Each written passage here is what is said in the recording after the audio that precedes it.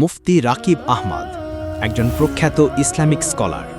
সকল ইসলামিক প্রশ্নের সঠিক ও প্রমাণভিত্তিক উত্তর পেতে সাবস্ক্রাইব করুন মুফতি সাহেদের অফিসিয়াল ইউটিউব চ্যানেল। দ্বীনের দাওয়াত ছড়িয়ে দিতে এই ভিডিওটি শেয়ার করুন। আসসালামু আলাইকুম ওয়া রাহমাতুল্লাহি ওয়া বারাকাতুহু। প্রিয় দর্শক শ্রোতা, দেশ এবং প্রবাস থেকে যারা দেখছেন প্রত্যেককে জানাই সাধুবাদ।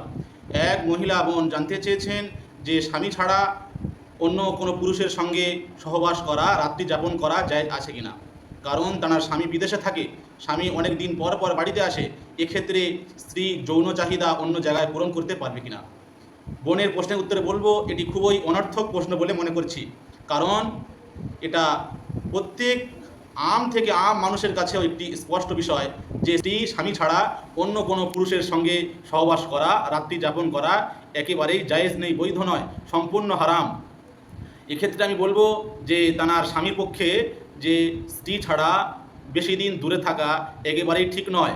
কারণ যদি স্বামী বেশি দিন দূরে থাকে আর স্ত্রী যদি পরকীয়াতে লিপ্ত হয়, তাহলে এক্ষেত্রে সম্পূর্ণ তাদের যৌবন জীবন, তাদের দাম্পত্য জীবন একেবারেই নষ্ট হয়ে যাবে, নস্বাৎ হয়ে যাবে। ফলে একের পর এক তারা দিকে দিকে ধ্বংসের পথে পতিত হবে। আশা করি আপনারা বিষয়টা বুঝতে পেরেছেন। ওয়া আখির দাওয়ানা আলহামদুলিল্লাহি রাব্বিল আলামিন।